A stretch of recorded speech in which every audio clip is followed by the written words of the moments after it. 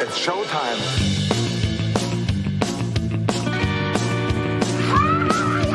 Who are these socials? Taking down the other podcasts one by one. Who are these socials? That clip is why people make fun of you. With Karl This is all just for the radio. and Blind Mike. We have a lot of business to take care of. Who are these We are socials? the number one podcast on the internet today. WATS.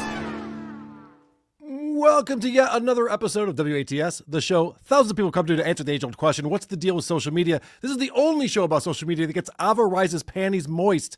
I'm your host, Karl, and with me as always, except for when he's not, it's Blind Mike. Off to a sexy start as always. There are rumors going around that peace in the Middle East is actually just AI. And that I won't read your super chats. The latter is simply not true. I will read every super chat that comes in. We appreciate that. We appreciate memberships and gifted memberships. But if you'd like to get off YouTube and stop giving your money to Google, you can go over to supertip.gg/WATP and take advantage of our super tip system. It's so much fun to do. You've never had more fun giving a guy you don't know on the internet money. It's such a blast. Yeah. I never thought of it like that. Right? I don't know. I try to work out some new taglines for this super You're tip selling thing. me. Yeah. I'm hoping to become a partner in the company. I'm hoping to be the marketing executive over there. Pretty good. Supertip.gg/WATP. Mike, what an exciting week we've been having. The Dabbleverse is on fire. So much is going on. You've been busy. I've been busy. And so I'm sure we have a lot to get caught up on. And a little section that we like to call BANTER. Now, to discuss the events of the day, banter is the way to reflect on events of the day. Karl and Blind Mike, banter! Banter! I mean, it didn't waste your time setting up the BANTER segment. I think we should hit some more stingers. Well, banter is the way to chat amongst your friends. Banter it will pay in likes and dividends. Karl is my hero, and Blind Mike too, I guess. Banter is the thing with which we obsess. You know, Mike, you're not like a music guy. We've talked about this a little bit. It's false. I'm a music guy now. Oh, You you're a heard? music guy now. That's right. You're a sports Yeah, guy, yeah. music guy. Yeah. But go along with me. Just yes and for a second. Sure. I get the sense that you would have been perfect in the 50s. Like, that's probably what you would enjoy more so than any other style of music. That is jamming to a doo-wop song. I can see that. Yeah, I just see you perk up when the 50s comes out. You're like, all right. I didn't do stepping it. my- Bobbing my head. Yeah, you're popping your head. You're tapping your toes. I see what's going on over Yeah. there. You can gab, you can babble, yapping like hens on the view. Ooh, Mike is blind, Karl likes ween, they are the banter queen. How is that still on my board? It's so overmodulated. That sounds like shit. I think that guy thought of rhyming ween with queen and then came up Oh. with the put the song around it. Right. The rest is just like, whatever. Just get it done. That's pretty funny. Karl likes ween. Sure. Why not? All right. So the BANTER segment, I like to introduce a couple topics for Mike and I to, just kind of volley around a little bit. So you've been following this Bill Burr stuff and you've been doing a fantastic job of it. I haven't really touched it because I feel like you've done a better job than I could do Well, thank you. with the Riyadh Comedy Festival and just how poorly Bill is handling the criticism he's getting for that. And really, I think there would have been harm done to his reputation regardless, but he's made it so much worse by the way he's responded to this. Yeah, I mean, I'll talk about it again on my show on Sunday. Not Bill as much, but now other podcasts. I saw you guys talked about Whitney. Like, Yes. it's just the way podcasts work. They're kind of coming out in dribs and drabs. So now Schultz did a podcast about it and handled it perfectly. Like, you can disagree with him on things, which I think a lot of people will. Like, he makes points that I'm sure will get argued about in the comments and everything. But like, he joked about it like a comedian. He talked about why he did it. He talked about the money. Like, he was honest about it and let everyone agree or disagree with him. Bill ran away like a child. His podcast this week was 30. I got to listen today. Now I'm back listening every week to Yes. see how poorly he continues handling it. It's just the bots, Mike. Just these bots are asking me all these questions that I want to answer. He's insane. But the status is people now having to prove they're not, but they're like, I'm not a bot, Bill. I'm a fan. Right. Who is programming these bots? Doesn't even make sense. He's such an asshole. He knows he's lying. Anyway, that's the reason why I brought that up is because I couldn't believe how Whitney Cummings handled it. And I talked about it on Drew's show this week. I talked about it on WTP yesterday, but I wanted to chat with you a little bit about it. Did you catch her podcast and her response? I'm going to talk about it on Sunday, but it was like someone that couldn't read Bill Burr's playbook trying to do exactly what he did. Like, if you think Bill was handling it bad, it's someone who's dumber trying to do the exact same thing. Right. I think she handled it worse. And it's tough to say, but it was like she's purposely missing the point of what people are criticizing her for, because she's going out there and saying that people are racist. If you criticize her, you're a racist, because you equate the citizens of a country with the government of that country. Meanwhile, the government hired and paid her to perform at the show. How is she trying to like gaslight people? She's acting like the government has nothing to do with it, and we're like, you're going over there with those sand bleeps. Right. It's like that's not the argument anyone is making. Of course we want the citizens of Saudi Arabia to enjoy a comedy show. No one's upset about that. She's saying, why didn't you have a problem when I performed in Dubai? And I'm like, well, I didn't hear about it. But also, I'm guessing the government didn't hire you to go over there, would be my assumption. I looked it up because I was like, because she wrote about it in her book. She's like, I was in Dubai and no one had a problem with this. I'm like, oh, did the government sponsor that?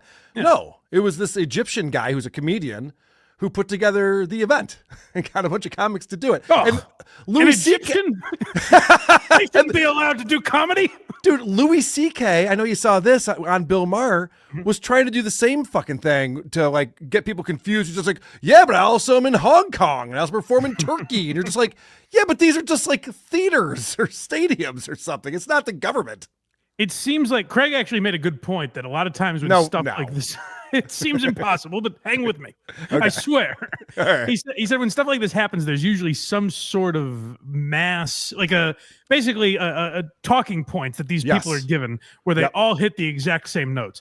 It seems like they got them late because they really stumbled out of the gate. And Bill Burr was like, they got it Chili's. And Jessica Kirsten apologized. And Louis was like, I actually think what David Cross said was interesting. Like they all said totally different things. And now they're like, it's to further free speech over there. That's what it is. It's the free speech. Yes. Yeah. Those poor citizens. I want to get over there and entertain those ladies who weren't allowed to drive until 2018.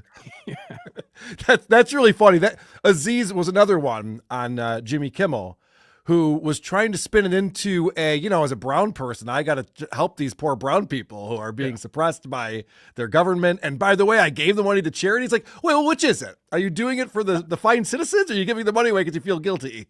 I got to tell you, though, I think Bill did all these guys such a service because, and maybe this is just me who's not deeply political. So, like, if they all handled it okay, I wouldn't probably even talked about it.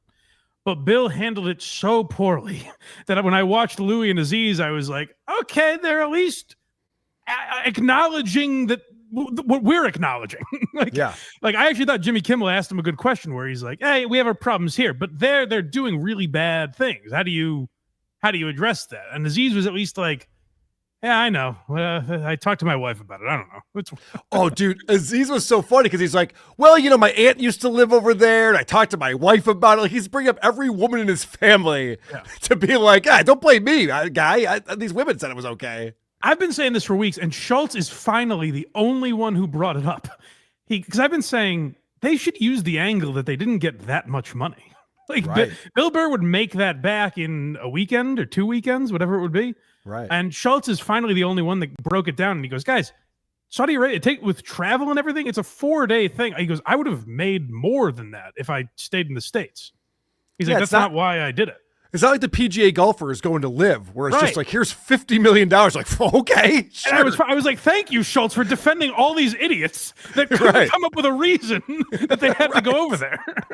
Yeah, because, I mean, when Tim Dillon was the first one to come out and say it's $375,000, I think a lot of us sat there and went, he doesn't need that amount of money, so good on him for being like, yeah, that's a good payday for me. I'll take it. It's not life-changing money for Tim Dillon. His lifestyle isn't changing. He's not buying a new house or anything with that. So I didn't hear Schultz yet. That's interesting. The other thing he said, like I said, people will argue the points he made about accepting the money and everything. But one point I think he made is like, the reason I'm not getting shit, he's like, look at my comment section. It's not nearly as bad. And that's because I'm not preaching to anyone the way a lot of these other people were. Yes, true. So speaking of Whitney Cummings, and I'm looking forward to your take on that. Okay. Ashley Cummings was on Point Dabble Point, her sister. I suspected, yeah. She was on Point Dabble Point on Monday. And I joined the show a little late because I was at the Sabres game that afternoon. You know, Indigenous People Day. The Sabres like to celebrate by not scoring any goals. So I was out in Buffalo doing that, came back, got on the show.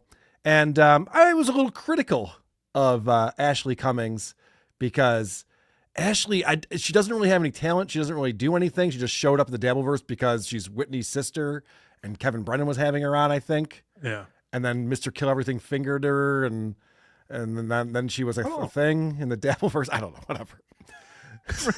Yeah, right. So I brought up on my show yesterday. Actually, it wasn't even on the show. It was before the show started on WATP. We were just kind of getting the feed going where someone criticized me. And I brought up the fact that I was critical of her because she turns her back on people if they'll friends with or go on shows with people that she doesn't like. And I was like, well, that's childish. That's really silly. If I did that, it'd be very difficult to navigate the Dabbleverse. You know what I mean? Sure. There's people say a lot of shitty things about me, and then friends of mine do shows with them, and whatever. Who cares? What's the difference? Right, So, right. It's a very childish thing Being to worry about. Yeah. Right. So Stuttering John got wind of this, and I was watching his show today. He was so focused on it. He was taken aback. He's like, I can't believe that KARL would have Ashley Cummings on his show and then criticize her 2 days later. And he got to the part where I called Ashley a nothing. And John was like, this is incredible. What a piece of shit KARL is for doing this. I heard it too, and I couldn't really hear what you said, but it didn't sound that bad. I didn't really know what you said originally. I didn't know if you praised her or anything, but I could tell that John was hurt by it. He was devastated. Well, it's the craziest thing. And I don't have to explain this to everyone here, obviously, but John has said the most awful things about Keanu and Kate Meany and any woman he's ever had a relationship with who's been on the show. He says the most vile, insulting things about them once he feels like they've slighted him. I was never friends with Ashley. I don't give a fuck about her. Shuley booked her on his channel. I had nothing to do with any of this. I just showed up and was just like, hey, why are we kissing Ashley's ass? What's going on? She's kind of a turd in the punch bowl too, right? Okay, that's what I didn't know. I didn't know if you were like very nice to her on Monday and then shit on her the next day or something. Well, that was what was so funny about it is that John's like, wow, look at this asshole. He has her on the show and then he says all this shit. I was responding to a super chat that said you were being very condescending to Ashley. And I said, yes, I was. Oh, okay. She deserved it. How dare you? But it's really odd. So I was just watching that and I had to bring it up because John was like so excited that I said a mean thing about a girl. He's like, see, KARL's an asshole. I like that. Clearly someone gave John the advice of don't blow up on Ashley Cummings because like it might backfire on you or so. Someone clearly gave him that advice because he didn't go off on her for going on that show. Mm-hmm. But I like that John is so transparent that he keeps going, and I'm not insulting her. She did say some bad things about me and I don't like, and she did call me old, which I don't care for. Like, he was mad you could tell he's like teetering on getting angry, but he's like, I'm not mad at her. It's fine. Yeah, I know. When he first responded to it, he's like, she's no spring chicken, you know? Yeah, but John, she's like 18 years younger than you. So that's not great to say that either. Well, he said, I have a friend that's 50 who married someone who's 75. So what's the big deal? Oh, yeah. I guess. He also brought up Bill Belichick immediately. Like, okay, we're going to extremes right now. And no one found that odd. No one's criticizing Bill Belichick for that. It's fine. Last thing I want to talk to you about. Sorry, I'm making this a lot about me, but okay. For the creep off, I had to spin the wheel this week, and yes. my consequence was I had to give to the canteen fund on the Steel Toe Morning Show. That's tough. It was tough, and I don't know if I still have friends on this little piggy or not, because this morning I did go on and I gave Aaron $100 through a YouTube super chat. I did that so that I'd make sure that he only got $70 of it, What do you think he's going? What do you think he's going to use that money for? Well, hopefully to watch some videos on a tablet while he's. I heard him talking about how fun it's going to pokey. be. He said it's pretty much like a hotel. Yeah, he said it's a motel with a door that doesn't open or something like that. Is what he was calling it. That's cool. Yeah. Yeah, it's not. It's not going to be like that at all. He's like, yeah, I got some friends who are guards over there. I got some other friends who were telling me. Yeah, all he's got this men on the stuff." inside. That's good. It's hilarious. So yeah, I gave Aaron $100. That was my consequence on the creep off, and I'm a little bit annoyed because he read most of my super chat. $100, you think he'd read the whole super chat, right? Yeah, I would think so. Never given that much before, I assumed, but he didn't read my plug for this little piggy. He didn't even say You have the to do name. those are just on Rumble Rants. If you pay for plugs on Rumble Rants. Well, right. Maybe that's how that works. $100 on Rumble Rants. I will read this little piggy. It is weird. He never puts them up. I don't really care. I'm not like a super strict super chat guy that you have to do it this way or that way. Yeah. But like, it is weird that his show is centered around super chats. He doesn't put them on the screen, and he's often been accused of reshaping or framing the way things are said to him. And Mike, it's worse than that. As a sighted person, not trying to brag, but as a sighted person, I'll watch his show sometimes, and he's responding to a chat that he doesn't put up the screen, and he doesn't even read what it is. It's like responding to a I've seen heckler. that. Yeah. When no one else can hear what the guy said, he just go, "Oh, really, Tommy? Is that what you think is going on here?" Just like, what? What are you responding to? You're just talking to one guy now? You think that? Poof, I don't know. You're in for a rude awakening, pal. Yeah. I'm like, what? Shit like that. You're like, what do you mean?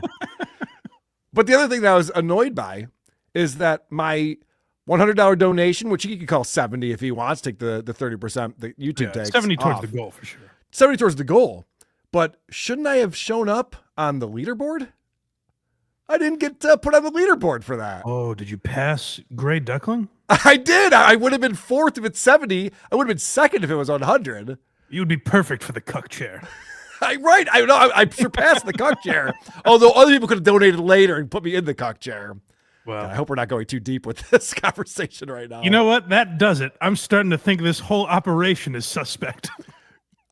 I'll say this right now. Never give money to Aaron, because if he doesn't like you, the rules are out the window. That's the thanks you get. Yeah. Right. Yeah. I'm trying to do the right thing for him and donate to his canteen fund so he can have fun in jail. That's the thanks I fucking get for it. Anyway, Mike, it's been enough fucking around. It's time to play a game. Can Mike guess the sound from this clip that Carl has found? I think there's a new guy in our Discord, Trelgor, posted this as a guess the sound. I'm going to play it for you. No one will see it on the screen yet. Mike can ask 2 yes or no questions, and then we'll pop it up on the screen for everyone to see, and we'll see if Mike can guess the sound.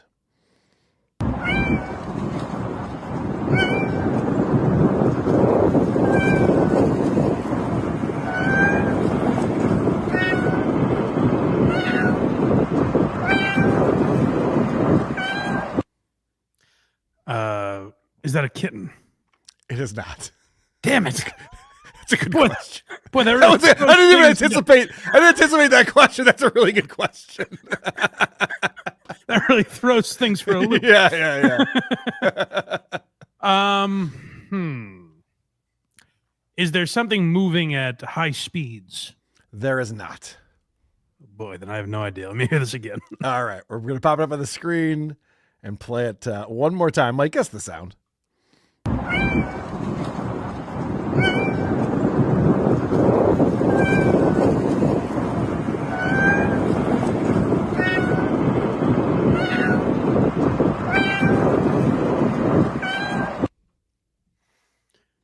Whew. It's All right, clearly very I'll give you a windy hint. Okay, yes. I was going to say there is something traveling at high speeds, and that would be an invisible, yes. day. The wind, yeah. You're right. I mean, it sounds to me, my original guess was going to be a cat Sure. on some sort of unsafe like vehicle, like being transported unsafely. Well, that's fun. Is it a baby? Mike, I'm sorry to say that You're incorrect. Okay. This is what you should have said is that sounds like a fat bald man at a pier by the ocean. It was on the tip of my tongue. Doing his cat impression. Oh, that's a very good cat. It's a very good cat impression. That's why I wanted to play it for you, because it's not entertaining unless we're trying to figure out what's making that noise. What a great compliment for this guy. That Yep. you showed the video to a blind guy, and he's like, "Is that a cat?" And you're like, "As a matter of fact, it's a guy who does a very good cat." Everyone in the chat also thought it was a cat. So Yeah. the guy's doing a very good Good for him. A feather in Good his for him. cap. Yeah. Yes. Well done. And thank you, Trelgor, for sending that in. Mm-hmm. Another thing we like to do early on in the show when we have something to listen to is some music that's going viral on social media. Oh yeah. Who are these music? Who are these music? This one comes in from Brandon, formerly of Shitty Song of the Week. And Brandon's always tuning in to the latest crazes when it comes to music. And this one is actually a blast from the past, but reinvented. Are you familiar with Chris Chan? Oh yeah. Very Oh, much yeah. so. Oh, yeah. Christine Chandler, as she Yes. goes by nowadays, I believe, but who knows? I'm not paying that close attention. Might be back to Big with Chris the Chan again. ladies back in the day, as I remember. Chris Chan, Particularly in his own home. I actually have the Sonic Chew medallion right here that Chris Chan created and autographed for me. That's supposed to bring really bad luck. And then I got sued for $850,000. So maybe that's true. Either way, doesn't matter. Chris Chan, yeah. Chris Chan, you didn't know that? Well, I didn't know that. it's not official, yeah, but they did file that. Oh, good. So, yeah, Chris Chan did go to prison for a little while for having relations with his or her mom, but he or she is free now. And What's he or she had a big hit song. I'll say back when he was Chris Chan about needing a cute girl. And he decided to do a reboot of that song. As I saw the ladies walking along one by one, I never wanted to hear I'm already taken. Tell me why I was a virgin with grace. Tell me why I needed a cute girl my age. Tell me why I never wanted to hear I'm already taken. Poor guy's down on his luck. Every girl he asks out is already taken. Oh, I misunderstood. what did you think? I The lyrics meant? thought he was celebrating that he's taking. Like, hey, sorry, ladies. But Oh, no. This is a man who gets rejected quite often. Well, these ladies better start obliging. We saw what happened last time he got rejected, you know? Yeah, I mean, come on. Can't some of these sluts just cheat on their boyfriends and Take one husbands? for the team. Come on. Jesus. He's a danger to society. Right. Help us out a little bit here. It's mom needs your help. God damn it. All right, let's go over to Instagram. There's something I want to show you.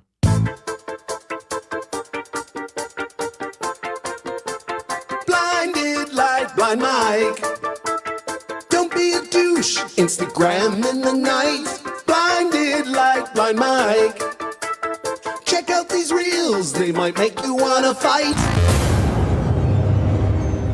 This is a fun video that came in on Instagram. Actually, it came in from a text message to our voicemail number for who are these podcasts and who are these socials. And so I don't know who this is from, but there's a guy who's calling out ICE during an ICE raid. You know, we're seeing this a lot in the news lately. And so he sees these authority figures detaining a man, and he pulls out his phone and he starts giving them the business. Hey, y'all, be careful. They're arresting people at work here. Hardworking Americans who build, you know, the ones who do all your landscaping, work on your cars, fix all your stuff. They're coming out here taking them all. They're coming out here just taking everybody at work. Be careful, everybody. Don't go to work today. We work child sex crimes, so.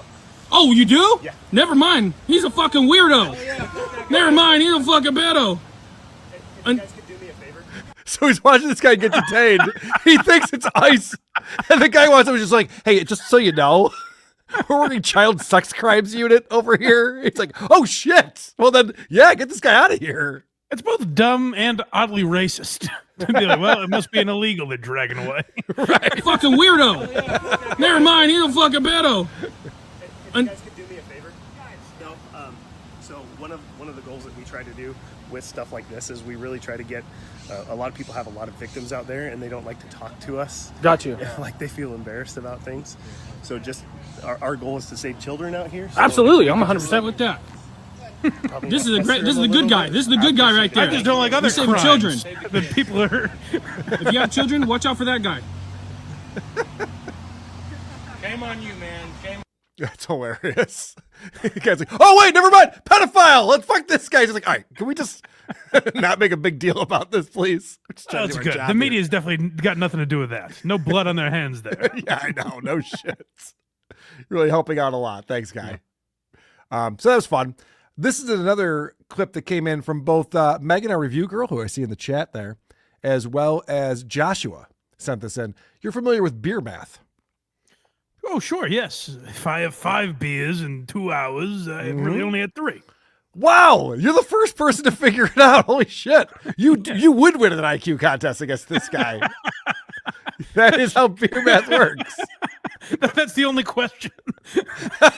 He said it more succinctly. Yeah, John's looking at his fingers. He's like, I don't know. I mean, 3, 2. Who's to say? Are you with the cops? John never explains that that's the same for everybody. So everyone that's ever had 10 beers has actually only had 6, 4. Right? Yeah, I know. It's so stupid.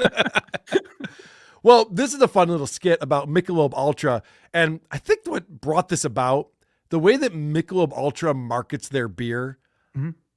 As a guy who drinks beer, I find it odd that it's constantly like people showing up to their run club. And they're like, hey, let's crack some beers over here. You know, they get done playing volleyball. They're like, hey, let's crack some beers. It's like, you know what, a Gatorade first or something? They've done an oddly good job, though, because for some reason, it's like the exact same calories as Bud Light, but people think it's like healthier for some reason. Yes.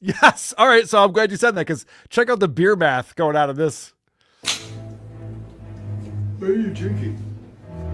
So early. But it's 95 calories. But it's still 8 in the morning. Yeah, but 8 normal beers is 960 calories. 8 Lobes is only 760 calories. So that gives me room for 2 morning Lobes every day. Yeah, but then you'd have to drink 8 every day for that to be true. Yeah, but see, every beer you don't drink carries over into the next day. So if I have 5 morning Lobes on Thursday, that gives me room for 5 extra on Monday for a total of 13. Yeah, but you still can't drink this early. Yeah, but it's 5 p.m. somewhere, right? 1,700 hours minus 25 calories is making it 8 a.m. Stop. These are signs you drink too much. Exactly. Sun signs. I'm a Cancer. 25 less in the month of Cancer. June 25th. Bang. J. Michael Jackson died. Stop opening new ones. This doesn't make any sense. Yeah, but what did MJ say in his breakout solo album?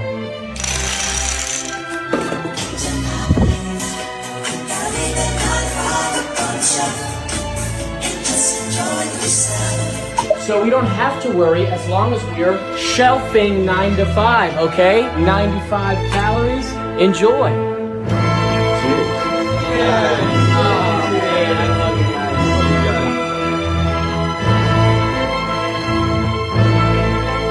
I have an issue with the mix of the music on that one. It was bizarre. It's difficult to hear. It's supposed to be in there. It felt like someone added it after. I know it's way too loud in the mix. But with that said, a fun little skit they did with the Mick Ultra math. I think it would be healthy to have a Michelob after this. I'm actually going to get up. I'm going to get up tomorrow morning, and instead of working out, I'm just going to drink a couple Michelob Ultras. That's pretty good. Yeah, I think that'll be probably a good thing for me. This is an interesting thing that came in again from Trogor in our Discord. This guy's on fire. Yeah, he found this guy on Instagram. His name is Electronicant78. Okay. He has 209,000 followers. Nice. Yeah, not bad. And he's just a regular guy. I'm the guy that makes all those popular catchphrases like, is this an emu or a me and you? Just rocking the sock puppets. Poppy cuddles be poppin'. This dump truck needs a dump. Who put a rock in my pocket? That stick gives me the ick. Ooh, that's a nice stick. That was very silly, wasn't it? I hope you liked all these silly catchphrases. Use them as much as you like. You know, catchphrases are for everyone. And it's okay. Because I'm just a regular guy. Hey. So this guy comes up with catchphrases, and then he shares it with you, and then you could use them if you'd like. Oh, that's every video? I have another example if you want to hear some more catchphrases. No, it can't be. No, but Mike, there's more. I was going to ask, what does he do that gets him all these followers? I didn't realize it was this. Comes up with catchphrases. And honestly, I don't have enough catchphrases in my life to, I should have more. That's true. We could all use a few more. And so he has a cameo. And for $25 and up, he can do a cameo for you. He's just a regular guy, but he's got the catchphrases. It's working on you. It is. In fact, here's some more catchphrases for you, Mike. I know you want more. I'm the guy that makes all those popular catchphrases like, doggone, the dog's been gone. Watch your fingers, dingus. Poochie wanna smoochie. Biscuits before decisions. Nice air fry, my guy. Too glam to give a damn. Mustard before custard. That goose is too stupid for Cupid. Hope you liked all these catchphrases. Use them as much as you like. Catchphrases are for everyone. It's not a catchphrase, you jackass. I'm just a regular guy. That's a catch. I'm just a regular guy as a catchphrase. No. You're saying catchphrases can't rhyme? Is that the rule you're putting on catchphrases can rhyme, now? But when are you going to use mustard before custard? What if you want a hot dog and then you want to get ice cream afterwards? All you and your boys are hanging out. You're like, should we get dogs first or should we get custard? I'll grant you ice cream first. In that circumstance, you're free to use it. But that certainly doesn't arise often enough for it to be a catchphrase. All right. Maybe that was a reach. I saw that in our Discord. I'm like, how's this guy have over 200,000 subscribers? It doesn't make any sense. Good for him, I guess. Yeah, he figured out something. Yay, super chats. Don Fried Chicken with $10. You know, Mike, Craig was telling me the other day that he's worked with Woke Dad at some kids outreach programs, said he's really in touch with the kids. Oh, it's rare Craig reaches across the aisle. You know, he usually gets so fired up about politics. I'm surprised he can put that aside to work with a guy like Woke Dad, but good for him. Is it possible that Don Fried Chicken's getting misinformation? No, he's pretty... Okay. Don Fried Chicken has tapped into the Craig world. He's a good Craig reporter. That's a good point. If he says that's what happened, that's probably what happened. Guys, you can support the show and participate at supertip.gg/WATP. My buddy Hunter Duke is here. I sell and drink Michelob Ultra, and I approve their message. Also, Carl, you outperformed Wet Brain on the stand-up. Hi, Mike. Good work on calling Bill Burr out. Thank you. It's sad work to have to do, but I'm glad I'm doing all right at it. Oh yeah, are we going to be able to? I think you're loving it. A little bit. I'm enjoying it. But I literally have a file. I was like, we're talking too much about Bill Burr this week, but next week I have like an hour-long segment already prepared if he does anything more. So I love it. Are we going to see that stand-up? I have it prepared for our show today, actually. My God. I know. It seems self-indulgent, but it's not my material. So I figured I'd play it for you in a little bit. It's coming up. Stick around for my stand-up set at the open mic last night doing Stuttering John's act. Beautiful. Outer World coming in. Catchphrase guy, maybe the most cringe thing I've ever seen in my life. Keep up the good work, boys. That's crazy that's every... How does he post frequently? Did you look at that? Yes. Oh, yeah. He posts a lot because of a lot of catchphrases. I'm going to follow this guy, I think. Well, see, you started out by saying, I don't get it. And now you're already thinking, like, I could use more catchphrases. If they rhyme, that's a bonus. Sure, I guess. Ben S. says, Carl, using copywritten material of Stuttering John, lawsuit. That was my immediate thought, if I'm being honest. I was going to say it when we got there, but I was worried for you. Well, we'll find out, man. He's been very litigious lately. That's why he added 150,000. That John Melendez. Well, right. It actually is because of another thing, but 250,000 actually, if you do the math on it. Oh my God. I know. It's wild, isn't it? Let's take a trip over to Schaumburg. yeah, Schaumburg.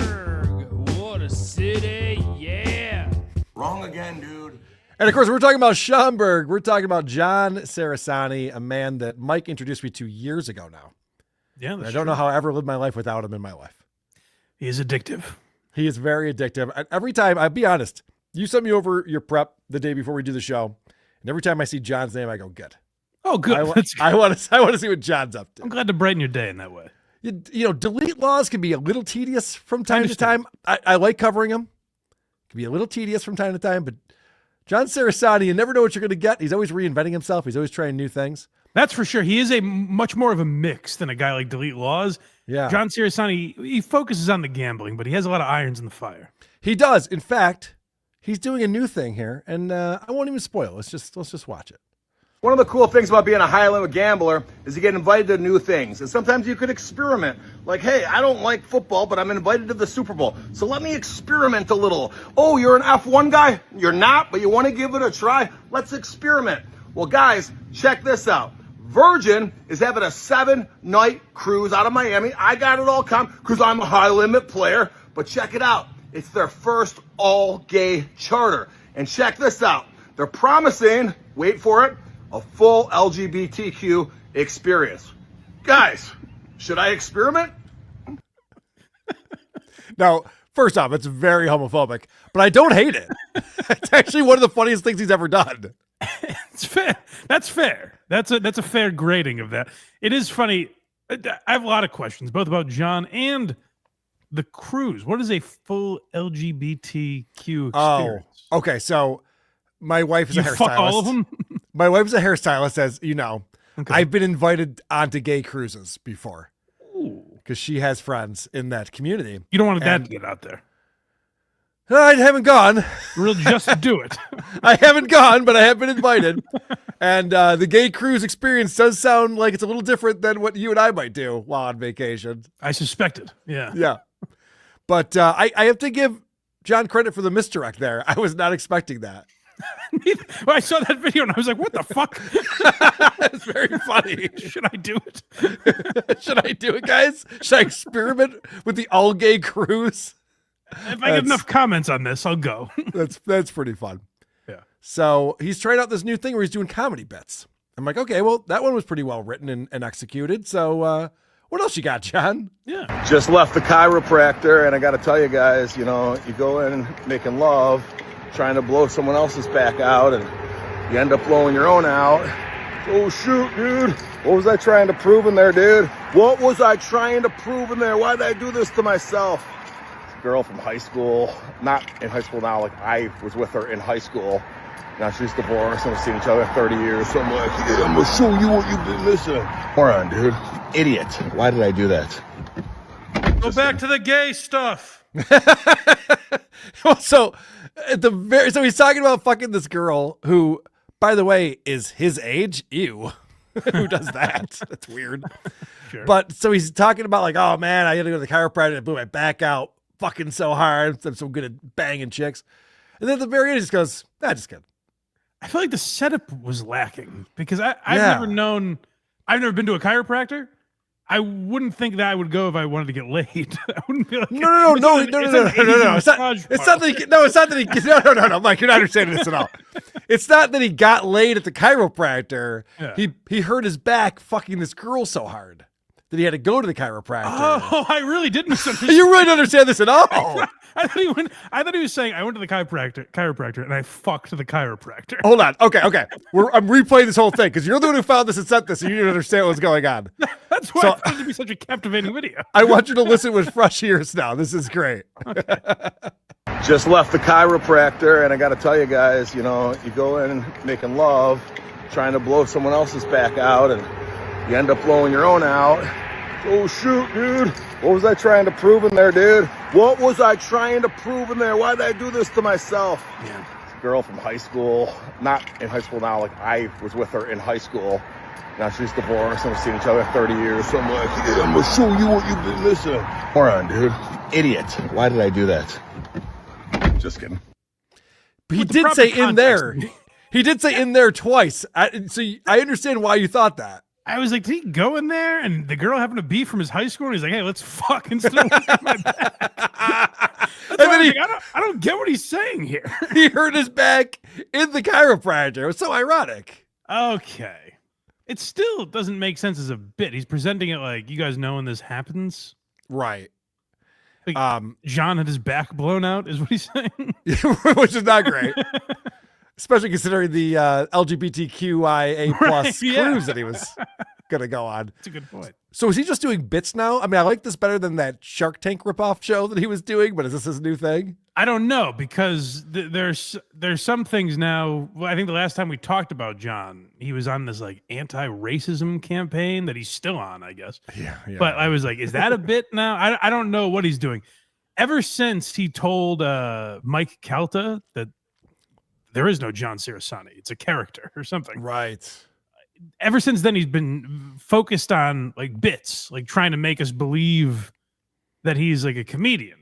But he peppers that in with real rants about getting banned from a casino or this next clip, which goes again to prove the point that I've been making about this guy for quite some time. Looking for some help from you guys, maybe some feedback. Got to be in New York City this weekend, hoping to go to a Jets game. Don't really got any context for that. Maybe some tailgates. Any other recommendations in New York? Let me know. Looking to have a good time. Looking to party. I'm coming for you, Big Apple. This man has zero friends. I knew you'd like that. I thought that might be the route you took with it. I would never make a video like this. I couldn't even imagine. Hey, what's up, Carl from the ATP? I'm going to be in Baltimore. Anyone want to take me to the Orioles game? Like, what? It's real to double down and go, I don't have any contacts inside the Jets organization. Yeah. Which that's fine. Why would you? I guess. Why would you? Yeah. But go like, I've already tried begging like people in my life for tickets. Now I'd like to beg all of you. Would some of you give me free tickets, please? You talk about having money all of the time. Buy tickets to the Jets game. No, Mike. I think you're missing. He has no one to go with. He literally says, "I want to do the tailgating thing. I want to go to the game." Tailgating is the thing you do with friends, specifically. Or if a stranger gets you parking and a ticket, you can go alone and find people that are cooking some dogs up and hang with them for a while. Nope. That's not how tailgating works at all. You go with friends. And someone brings the food, someone brings the grill, someone else has got the beverages, and you hang out before the game and get a buzz on. It's talk weird about old times. Want to go if you have no one to go with. Like if I was going to a comedy show or something, and none of my friends were around, the old lady wasn't around, I had no one to go with. I wouldn't then go online and be like, "Will someone bring me to this show, please?" Right? You're just like, "Oh, I guess I'm not going." I went to Bill Burr by myself. I asked Jen if she wanted to go, and we just saw Greg Fitzsimmons like the night before. She's like, "Nah, I'm good." So I'm like, "All right, well, I'll just go then. That's fine." This guy went to the Bears game by himself. Remember? Took the rickshaw. Yes. He's a lonely. All his football experiences are very lonely. It's so bizarre that he's putting it out there because it's not that he's looking for tickets. I'm sure he can afford tickets, especially for a Jets game. Anyone can afford tickets to a Jets game. Did you see this fucking debacle in London? Their passing yards were -10. I just assumed that was fake. Like I couldn't imagine that was real. It was real. The Fields was sacked 9 times in the game, so they had net -10 passing yards. That is very Jets. That's what I mean. This guy's looking at team. It would happen. He's pining to go to a Jets game. Why? It's not even football. It's more like soccer. Like the guys are going backwards. And it goes against his whole philosophy. I feel like the idea, like it's Gen Pop to be begging for free tickets. Rich guys don't have to do that shit. That's low rent. Again, I don't think he's begging for tickets. I think he's begging for friends. I know what you mean. He did say, "I don't have a hookup over there." I know what you mean. I mean, like he started by saying, "I don't have a contact there." Right. So like that tells you, by the way, how often he tries to schmooze with other organizations. Remember the giveaway he had that I never saw the end result of. Yeah, there's been a few of those actually. He's like, you can win. It was Buccaneers. It was just a random game. It was like Buccaneers Cardinals or something, like a week 3 game. Yeah. And he's like, my buddy has tickets. You can go with him. Yeah, that was the weirdest thing. They're pretty good seats too. You're like, yeah. Huh? He tries to accumulate friends in all these. Like, I'm sure John doesn't have real friends. He has acquaintances that have things that he can take advantage of. I don't think it's possible to be friends with this guy. He's such a douchebag. He's such a load. If he's like this in real life, yeah, there's no way. Right. But, maybe I should talk to my buddy Alex Stein and set up a play date with the two of them. Usually has his finger on the pulse of this stuff. If you're not understanding what I'm saying, I got a text. We talked about this a few months ago. I got a text from Alex Stein out of the blue saying, hey, John Cerasani's a good guy. You'd like him. You guys would get along. So maybe I should follow up on that. Yeah, Alex Stein never likes weird characters. You know? Actually, if Alex Stein ever told someone like Karl's a good guy, I'd be like, oh shit, please don't vouch for me. Yeah. All right. So yeah, you were talking about this new thing he's on with the racism. He was at a this is one of several videos he's posted about this recently. This is crazy. So he's at an Indian casino. Can you say that? Indian casino? Whoa, you don't want him coming after you now, Karl. All right. Well, I think he's fine with that, actually. Indigenous casino. Okay. He's at the Indigenous casino. Yeah. And he was upset about how they renamed one of these steaks. So anyway, that's the context to set this up. You'll figure out what he's doing here. All right, we have a circumstance here where Trump, I wouldn't necessarily say racist, but I would say, culturally insensitive at the very least. Everybody knows that tomahawk steaks are no longer on the menu at many high-end steakhouses. They're now called long-boned ribeye. Well, Trump comes and announces this. All right, so that says Trump says he might send Tomahawk missiles to Ukraine. Oh my and God. that triggered John Cerasani. He's like, Tomahawk, oh, I got a bit for this. He's going to bomb a nation. And John's like, hey, use That's the right insensitive. language. That's very insensitive. They're Native American missiles. Sir, long-boned missiles. Please, sir. I don't think we followed John when the Redskins had to change their name. Yeah. Could you imagine how upset he must have been? But it's like, I guess it's a bit. I guess this is one of his many. But remember, he was trying to cancel a casino a few weeks ago. And he's like, they're racist. See, they have tomahawk steaks. And they don't say they're in, was it Gary, Indiana or something? It was Gary, Indiana. He said it was northern Indiana. He's just like, well, there's black people in Gary, Indiana, so they won't say Gary, Indiana. Yeah, he was pissed off at that casino. So I don't know, because then, like, if it is a joke, then it's like, oh, so you don't care about racism. When you were ranting about the casino, you were lying. You don't give a shit about any of this, Well, it's hard to follow. It is a joke. Right. It's not as good as the gay cruise joke. It falls a little flat compared to that. But my point being with John Cerasani, he's trying to work out this idea that he's a character, but also not a character. Like, if he's a character, he's in character 100% of the time. So it's hard to understand what he wants. Does he want to be an activist, which he does some weeks, or want to be like a jokester? This is the problem with pretending you're playing a different person on social media or your podcast or your radio show. Robin Quivers fell into this. Aaron Imholt falls into this all the time. Yeah. Stuttering John, where you go on your show and you're just like, I don't care about any of this stuff. I don't give a shit. And then there's lawsuits and HROs and all this shit. Like in government documents, you're admitting that you do care about all this stuff. It's just like, yeah, that's the problem with this. Is like, and Alex Jones fell into this too. Right. Where it's like Alex Jones got sued. It's just like, he's just playing a character. It's not who he really is. Anyone who spends any time with Alex Jones will be like, oh, no, this guy's fucking intense. He's talking about this shit 24/7. Yeah. All right. So one more clip from John Cerasani. We got 5 clips this week. Oh. When there's a hater that makes fun of me, I honestly don't even care. I bash them and make reels and stories about them because I think it's being funny and I do it for entertainment value. There's no motivation these haters are giving to me. They're not driving me. However, every once in a while, there will be something that's just so glaring that I need to go It kind of ruined the whole point, right?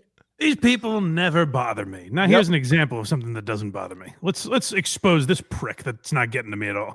Yep. I listen, I never have any problems. I'm totally carefree, except for when it's like, you've just negated everything you said before that. When you go, however. It's only this one comment that bothers me, and every other time I make a video like this where I say the comments don't bother me, except for this one.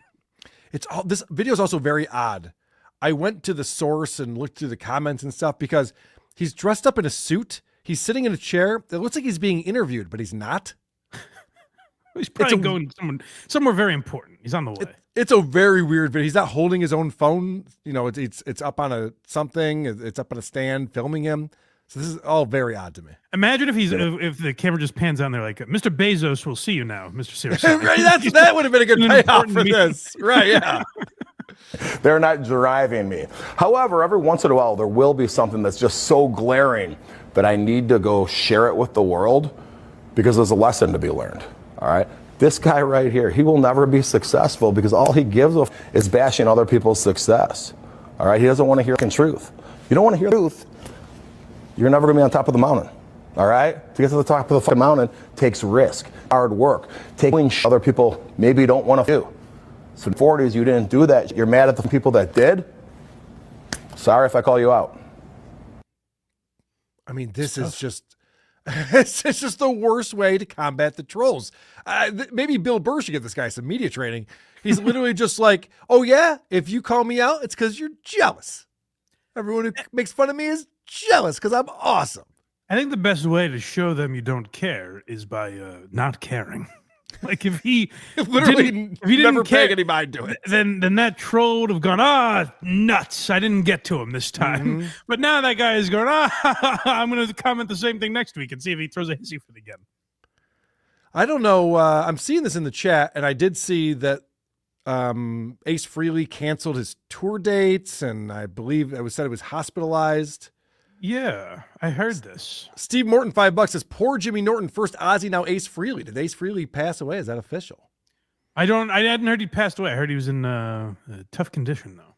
Yes, I did hear about that. And yes, Silent Shape, who's one of the good ones, as John would say, says, yes, Ace is dead. Oh, no. I mean, well, hold on a second. Ace Frehley. I love the guy. I saw Kiss in 98 or whatever it was when they reunited and Ace was playing guitar. He's a great guitarist and he's a fun guy. He's an interesting dude. But he was a disaster with drugs and alcohol. So he made good. Good riddance, I guess. Sorry. He made it. No, I'm just saying. No, that's not what I'm trying to say. I'm a big fan of drugs and alcohol. I take it back. Good riddance. No, Mike, the point I'm making. Rotten shit, you old fuck.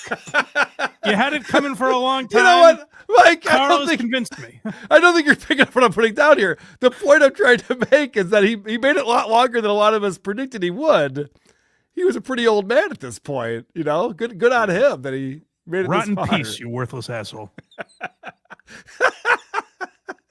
Ace really, we hardly knew you. That's very sad. I'm a big Ace fan.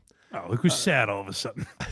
I'm happy for the guy. All right, now I got to look up Ace Frehley's age. Too old, apparently.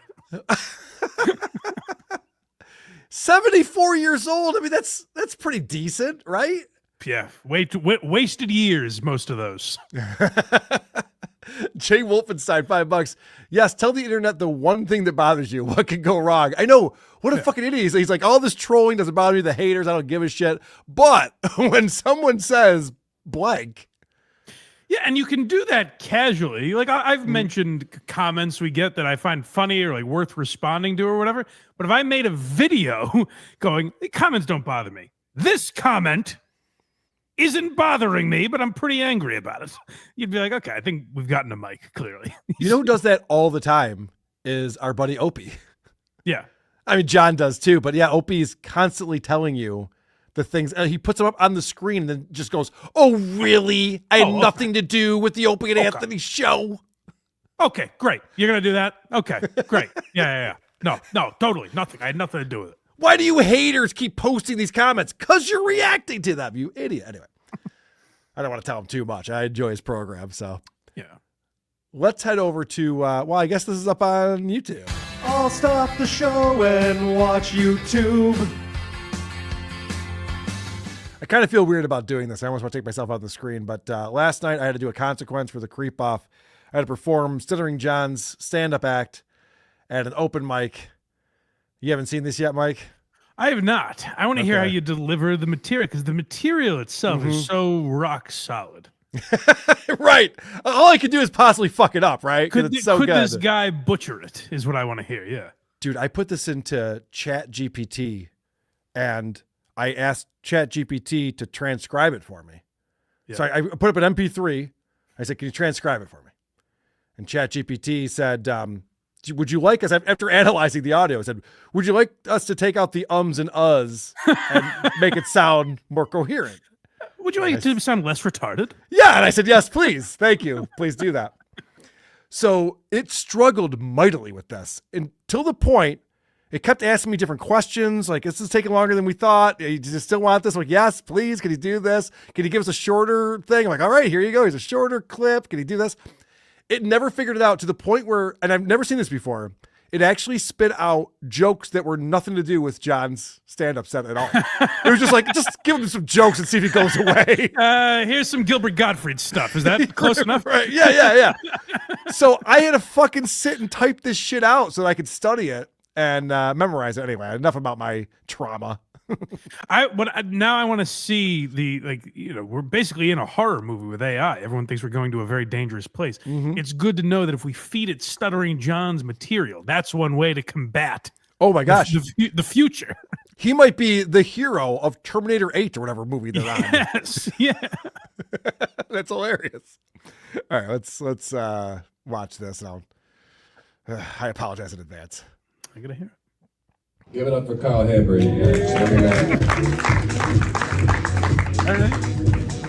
Tepid crowd.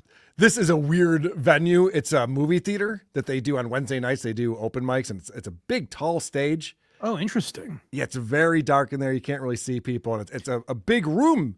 So, there's people like all the way in the back row, and then there's like no one. There's a few people in the front. And I'll be curious because generally an open mic is like everyone just is waiting to get up. They don't give a fuck about your set. So it's hard to get laughs. Yes, and I went last. So people have left.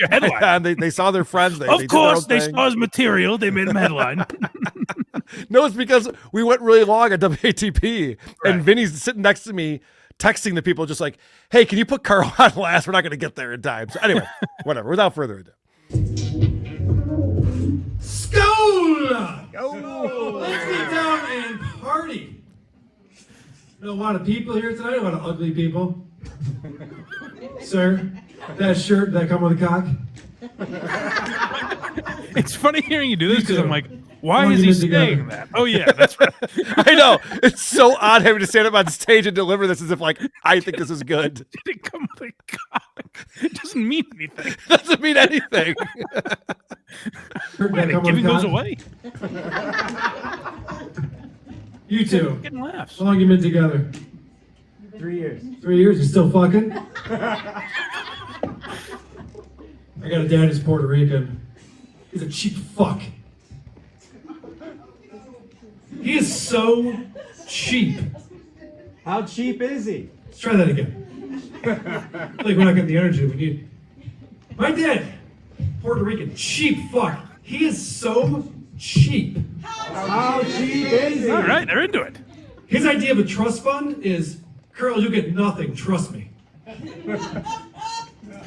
My dad is so cheap. It's weird hearing an articulate man deliver. Like, I can understand every joke. I don't know if I've ever been able to do that with John. I don't think they're jokes, but I hear what you're saying. Right. Yes. I decided not to do a John impression. That was a decision I made. I'm like, I'm just going to do this as if this is my material. I'm just doing it straight. I think that's the right way to play it. It's almost more awkward being said normally. It's way more awkward. At least with John, like if you don't know him, you're like, maybe this is a character of a disgruntled, disheveled man. Right, yeah. Look at me, I'm drunk in McDrunk stains. His idea of a trust fund is, KARL, you get nothing, trust me. My dad is so cheap. How cheap is he?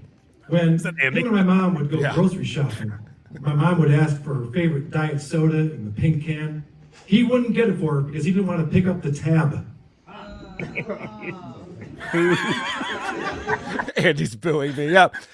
There's a row of people here, and it's Lucy Typebox, Jerry, my brother, my sister-in-law, Raper Butt, his girlfriend. Andy's there. Producer Chris is in the back somewhere. My wife did not want to go. How many? Understandable. Yes. I agree. How many people are there that don't know who you are? Most of them. So maybe 20. Okay. All right. Maybe. And how's it doing with them? Judge. Oh, horribly. No one knows what the fuck is going on. Well, how do you think it would go? I just said my dad's idea of a trust fund was you'll get nothing, trust me. That's a terrible Like when said Like when a comedian just comes out and does this is a very interesting experiment here. When it's hard to even wrap my mind around. Please. Just if you saw a comedian come out and do this stuff, you'd be like, what's happening? He hasn't set anything up. We don't know who this guy is. He just blurts out, my dad's Puerto Rican and he's never going to give me anything. You're just like, what? There was a woman in the back. By the way, a very mixed race audience at this thing. There was a woman in the back when I said my dad was Puerto Rican, just went, huh? I don't think she was buying it. You don't look at John and think that's a Puerto Rican man. You know? Well, that's true. Yeah, that's a good point. We're both very white. Yeah. Boo. My dad was so cheap. How cheap was he? He was so cheap when we were kids. His favorite game to play was Monopoly because of the free parking. You're killing with Andy. He's loving this. Andy might have been overserved. My dad was so cheap. How cheap was he? He was so cheap. He got married to my mom on February 29th, so he wouldn't have to buy an anniversary gift except for once every 4 years. He butchered that one. All right, I'll leave you with that. You know, you're right. I did do the punchline wrong on that one. Son of a bitch. I wonder how John will react to this. I do too. Because he can't, I guess he's just going to attack your delivery, probably, right? Like he can't shit on the material. No, he can't. He just did this year. I got this from one of this year's shows. So yes, he can't shit on the materials. Almost word for word. Yeah. Guys, when you're jerking off, do you prepare? Sarah, do you prepare? Hearing it come out of your voice shows how crude and out of nowhere the material is. He literally, I wrote this out word for word. He literally goes, I'll leave you guys with this. Guys, when you're jerking off, do you prepare?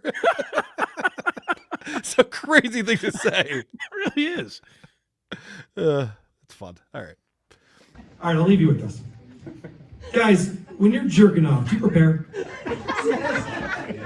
Sir, do you prepare? I do. Yeah? What do you do when you prepare? You tell me. That's how this works. Guy said he prepares and he doesn't have anything for me. Skull! So, listen, you can get tissues out. Hold on, did you hear that? Someone goes, I don't get it. I don't get it. I don't get it. Nor should you, man. I just yelled out skull and took a drink of some of my beer. None of it makes sense. He's a big Vikings fan. I don't know. And I got to tell you, there were, I'm not naming names, there were some comics who bombed really hard before me. So the audience was not warmed up. Let's put it that way. This was a slog of a show that I was performing last at. I imagine. So, listen, you can get tissues out, you can get Kleenex out. A lot of guys do that to prepare. Doesn't really do anything, though, you know? Using a Kleenex on your load, it's like taking a Q-tip to egg whites. Just kind of mushes it around, doesn't really pick anything up. So I'll tell you what I do. And ladies, I know you're going to be excited about this. Guys, you might be doing this later tonight. What I do is I'll lay in my bed. I keep thinking, why is Carl saying this stuff? Why is he ad-libbing? Like, does John say that? Yes. Yes. These are the things that he says. Ladies.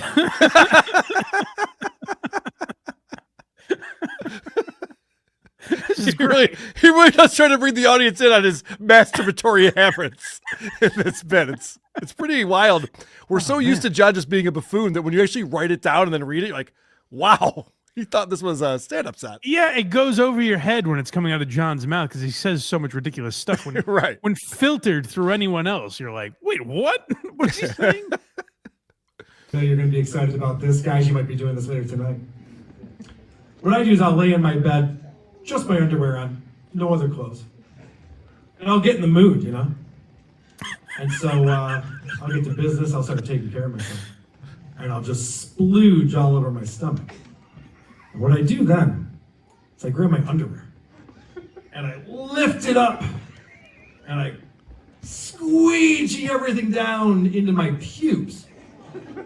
And a couple hours later, my pubes look like Don King's head.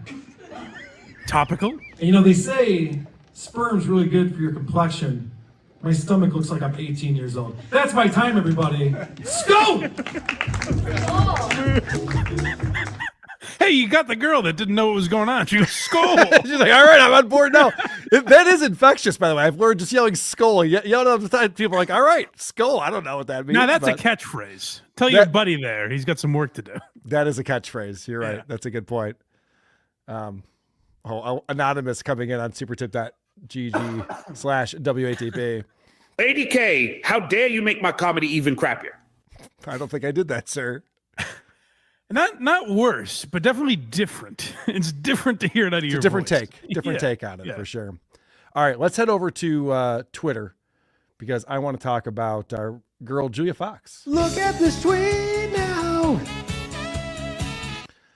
All right, so Julia Fox, this has been a viral moment when she's on with is it Marlon Wayans? I believe so, yeah. And that's what our girl does. When she has hot takes and she knows when to use them to go viral. That's true. The youth needs to hear what real men are. I think there's there's masculinity. But what are real men? Right. To me, a real man is a responsible Because man. every time a man does some fuck shit, they'll be like, "That's not a real man," and it's like, looks like a man to me. I think a real man is in touch with his looks like a feminine duck side. and it walks like a you know what I duck. mean? Yeah. I like Marlon Wayans kind of going, yeah, no, I'm in the middle of my sentence. I'm explaining this. yeah. I'm actually not done yet. I was explaining what a real man is. She's like, well, what even is a real man? He's like, I know that's kind of the premise of my whole thing. That's what I'm talking about. right. Maybe I'll finish my thought and then we can discuss your question. I like that Julia Fox, she gets treated like shit by men because that's what she deserves. And she doesn't realize that when she goes, I've never met a real man. It's like, yeah, of course not. You're a scumbag. As you go through her book, you learn that she's not fraternizing with the best people, So right, she gets everything she deserves like everyone else does in life too. Yes. Her issue with men is because she gravitates towards true scumbags based on her own degenerate work. losers. Psychopaths that she falls in love with and ignores every bad thing they do. Those are the men she's referring to. So yeah, they're pieces of shit. Yeah, she's an ugly skank who pretends she knows everything there is to know about men. A real man is knows how to unstrap from his I don't know. ego. I think the real man thing is just a thing like that people invented to like excuse bad behavior. Yeah, like all men are real men. Said like a real man. Period. Yeah, Say how it is. I think Marlon's trying to have fun with this. And he's trying to be like, yeah, I know, I hear you, right? And he's like grabbing her by the shoulders like, all right, we're having fun, right? She is not having any fun. She's making a point. And this is just like based on watching Julia's videos and stuff. He could have said anything. If he said the word men, she would have jumped in with this take. Well, men are actually bad. And he's like, oh, okay. She's got it all figured out, Mike. That's one thing I know about Julia Fox. Also, it seems like Marlon Wayne is saying like, no, like men, there are men that behave poorly. And I think we should correct that in society. And she's like, but what even is that? And he's like, no, that's what I'm saying. Yeah. She's missing the point. Yeah. I don't know if celibate is like the right word because I think that has a lot of like religious meaning. I just can't find. I don't know if that's true. I don't think so. Her lips are ridiculous. I don't know what, obviously she's getting filler. I noticed that particularly in this video, and I was going to ask, were they like that in Uncut Gems? I know it's been 10 years ago at this point, so I think she's got a new movie out. Someone was texting me about it or emailing me about it. Yeah. I don't think it's very good. I find that hard to believe. But she always looks different, but she always looks awful, which is hard to pull off. I know she got high praise for her looks in Uncut Gems because that's the only reason she was in the film. But yeah, it seems like work has not been favorable to her, unfortunately. Meaning, I just can't find anyone that I want to. That's really what's happening right now. And it's a big problem. And I think a lot of women feel that way. It is a big problem. So I think just men need to just be more f***able. I think that when I watch these Trump conferences, I'm like, why is no one asking him about why Julia Fox can't get laid? How come that's not coming? Right. No one's trying to solve that. Peace in the Middle East, whatever. Julia Fox can't find a guy she wants to fuck. She literally said, I can't find a guy I want to fuck, and it's a big problem. It's a big problem. And she goes, I think other ladies have that problem too. No. That's not the problem. Yeah, no, I think they're doing all right. Goth Girl 27 in the comments says, claiming celibacy after getting rammed through by the whole industry is crazy. Another good point. Yeah. I mean, this woman has got a reputation, and she's sitting there going, "Oh, the one thing I'm not into is sex." Like, okay, sure, why not? Her and Kanye just played Uno, is my understanding. That was it. That's how the foreplay started, from what I've heard. All right, let's head over to TikTok. TikTok's a psyop by the Chinese to fuck up the minds of our youth and some other people too. So let's talk quite a lot about these TikTokers we stalk and know. Oh, TikTok fucking blows. The Hebrew Hammer sent this over to me. This is a TikTok account called Baylen, I believe. WYBIELOLLL. And there's these three guys, and this video is called "Calling Out Bullies." And it's a bit, but bear with me for just a second. Okay. Call it out, all boys. This is for you. If you stand behind us, we protect you. If you're beside us, we fight together. If you stand in front of us, we run over you. It's a helicopter or an airplane or something. Tell them, Fresh. Yep. Tell them, Soda. Uh-huh. We don't mess around. Get it, boys. All right, so he put that in the Discord, and I watched it, and I went, okay, whatever. But then he put this video in the Discord, and I think that video kind of set this one up. This is Never Mess with a Biker. Okay. And this is just the one guy and the fat kid in this video together. So you guys just want to keep messing with us that ride motorcycles. Okay. Cool. Take this into account. Maybe us that ride motorcycles are also strapped up. And maybe we're also in the military. And maybe we do push-ups. A lot of them. And maybe we kiss girls on the lips. We don't kiss boys. And maybe you just keep messing around, you're gonna find out what happens to you that messes with us, because we don't care about that kind of stuff anymore.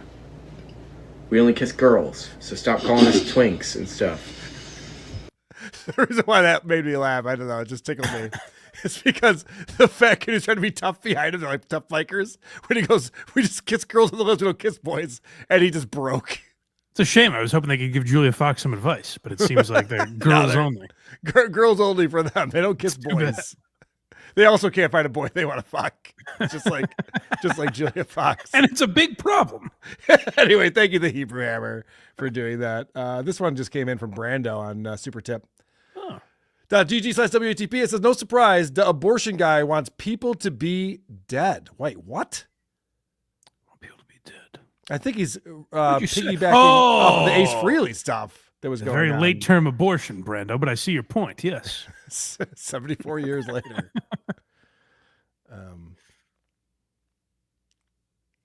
N-word Efsler says, who are you fucking? Carlos Mencia? Fuck yeah.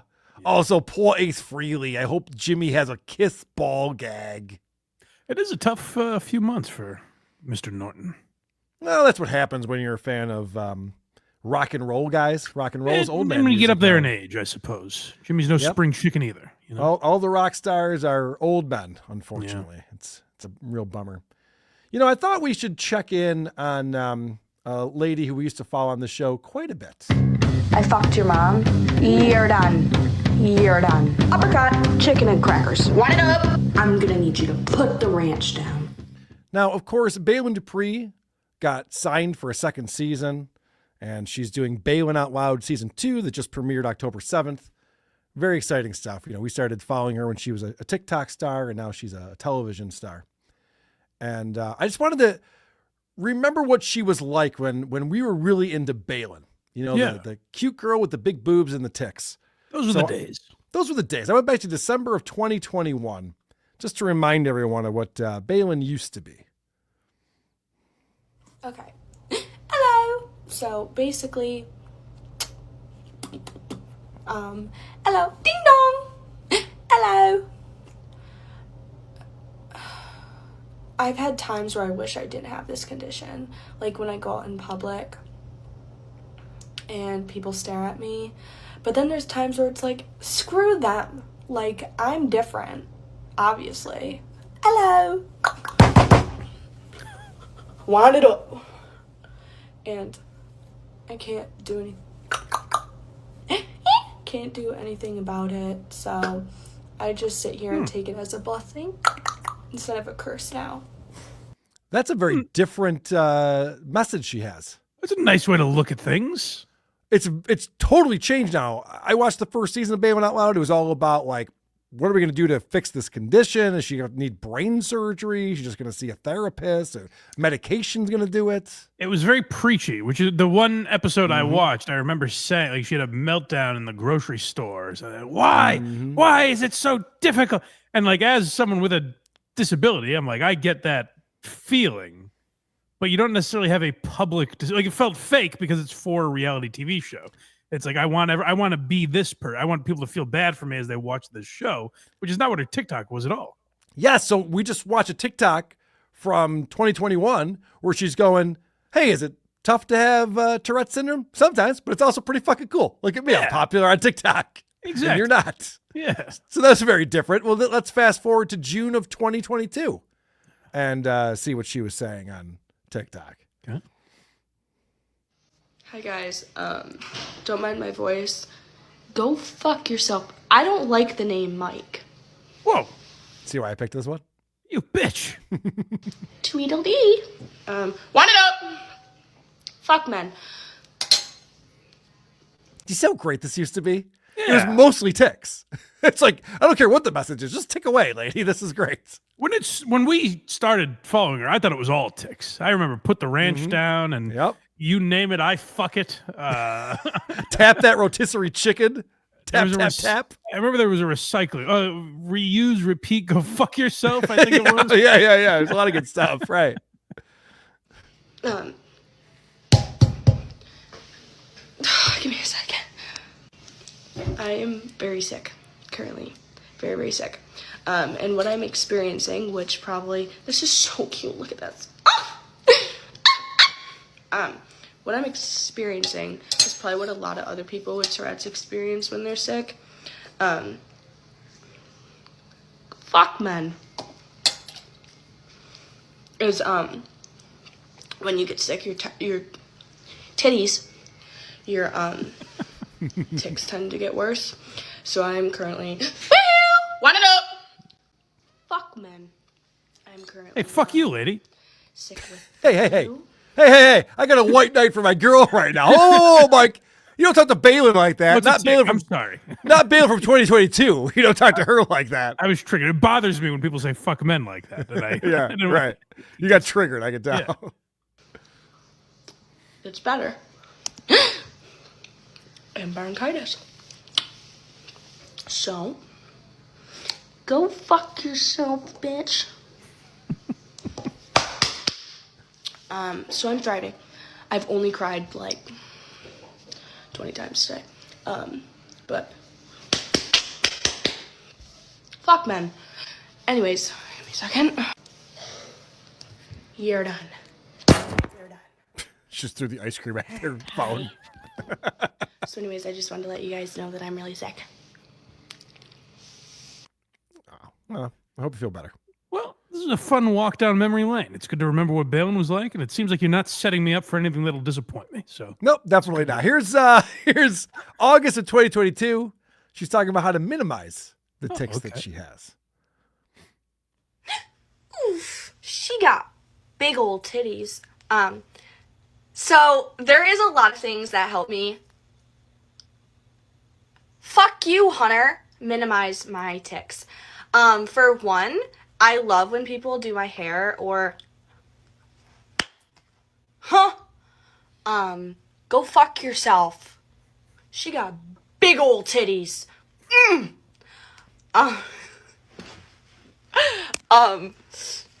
So like people doing my hair. I think when she cracks herself up with some of her tics. That's gotta be funny. Can you imagine just sitting in the mirror and just amusing yourself?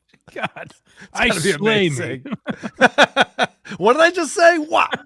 I wasn't expecting that. I'm incorrigible. What do I do next? Reading, anything with music on helps. Up top, Girl Scout. By the way, for the viewers of this one, I don't think she's wearing pants. Ooh. So she's sitting on the floor. I'm pretty sure she's not wearing pants.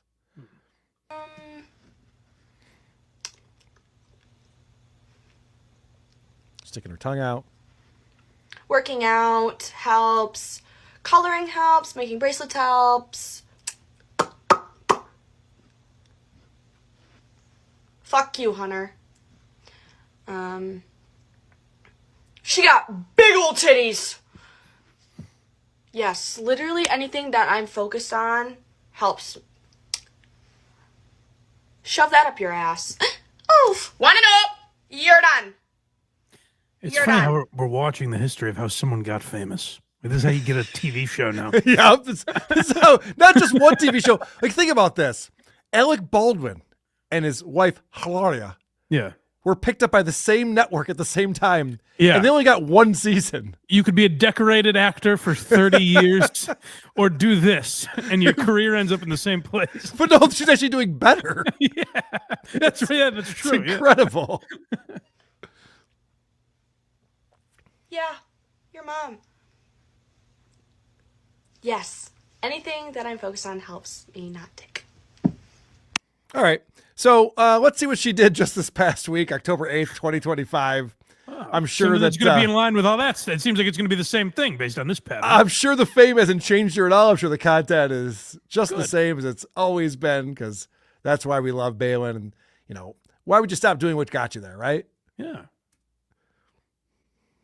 Hi, everybody. My name is Baylen from Baylen Out Loud, and this is a recap of episode 1 from last night. Starting off the episode, Aiden and Josie's mom is getting dick down in Dallas. I do like the French ticks. I'm on board so far. Yeah, I am enjoying the French ticks out here.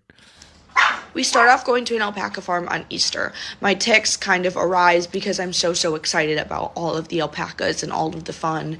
And it was an amazing day. And then we went home and we had a conversation with my family. I had a conversation with my dad at the alpaca farm. You get to meet one of my best friends named... What did you just say? Terrible summary for a show. Doesn't it sound like a horrible show right now? My dad gets excited at the alpaca farm. Could you imagine pitching this in a board meeting? All right, let's tell you about episode 1 of season 2. Here's what happens. Here's what they're going. This sounds miserable. Me and my dad have a conversation. Yeah. I don't know. Well, we're at an alpaca farm. All right. This is terrible. Yeah, that's exciting. Leela. She is a complete and dire sweetheart. Jesus. And then you get to see us baking a cake. Through my independence journey, I'm learning how to bake and cook for myself. So that's one fun thing that you get to see throughout. We've seen her do that. We have. She's done that on TikTok. Yeah. But also, watching someone bake is not something I would consider fun. No, again, it's not a... It's not really a show. I guess if it's on the Food Network and you're really good at it, if you're Rachel Ray or something, maybe. But watching Baylen cook for the first time, I can't imagine being a show. Unless you're going to make fun of it. That's really the only way it's a show. That's the unfortunate thing about this angle she's taken. That's true. The episode is I get to make Colin's favorite cake for his birthday. That's exciting. Birthday dick. And through all of this episode, my parents have been having a conversation with each other about premarital counseling for me and Colin to take, because they did it with their marriage. Why is it their look at their business? marriage. What did you say? They're having a conversation about Baylen taking... It's not their business. Mike, you agree with the comments underneath this video. People are very upset that Baylen's parents are making them take this premarital counseling. Yeah, I mean, I wasn't that riled up about it, but yeah, I'm with you. I'm with you, folks. No, you seem pretty pissed off about it. I'll be honest. What the fuck? I can tell. I wasn't that riled up about it. Bullshit. Sounds like bullshit to me. Je m'appelle puta, we were so. Ni hao, motherfucker. Shut your black ass up. I thought she stopped swearing. Remember when she stopped swearing? The ticks are still fun. The ticks are updated and they're Yeah. fun. I'll back that up a little bit because that actually... Bullshit to me. Je m'appelle puta, we were so. Ni hao, motherfucker. Shut your black ass up. So then on Colin's birthday, we sit down and we have a discussion about premarital counseling therapy on Colin's birthday. So that is kind of the update from episode 1. Just wanted to say thank you so much for everyone who watched I think we should see a counselor. and who tuned in. It was a great episode. Absolutely loved it. So many hilarious moments, but my favorite is Easter with the alpaca farm. Anyways, tune in next week to watch episode 2. Even if you were introducing characters I cared about already, so if you were like, all right, they're bringing back Seinfeld and George and Jerry are at the alpaca farm, I'd be like, I don't know if I want to watch this. But they leave there quickly, right? Go do some crazy shit at the diner, right?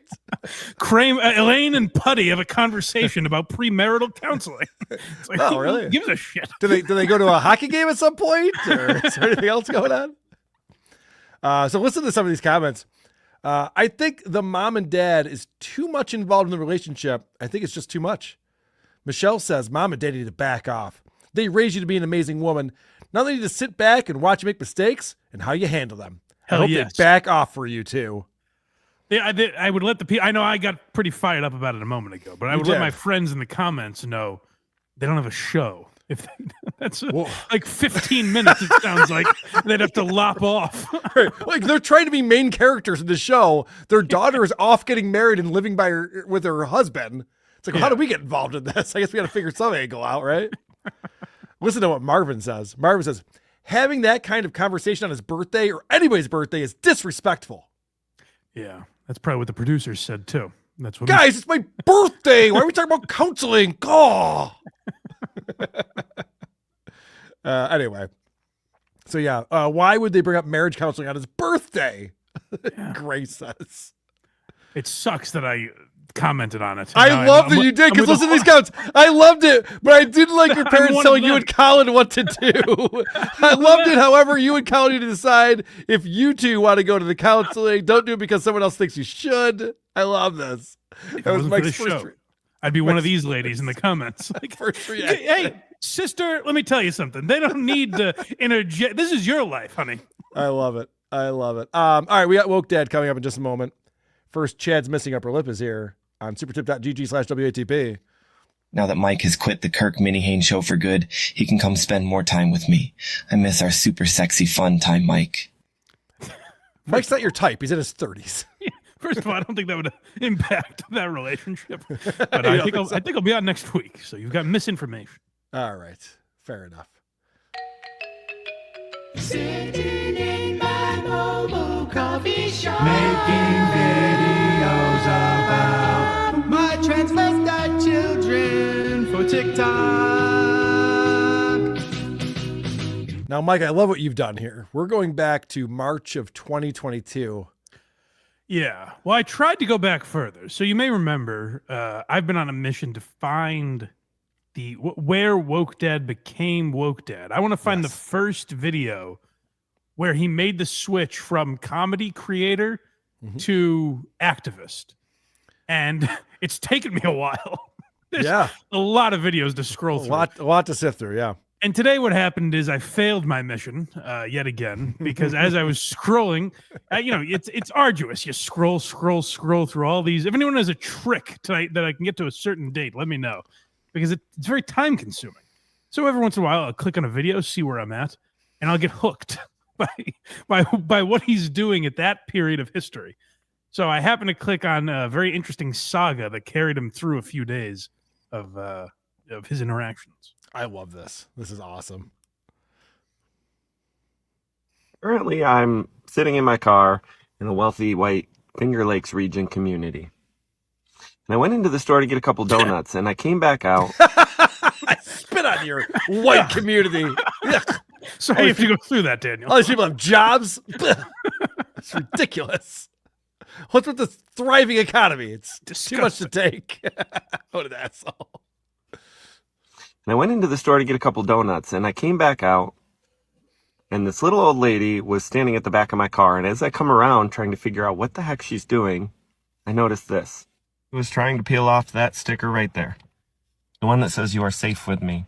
The one with the LGBTQ flag and the trans flag. The one that represents human rights. She was trying to peel that off. Oh my God. You know, it's crazy. This little old lady was trying to peel off this rainbow sticker. Probably didn't even realize that's actually a sign that Dan's a child predator.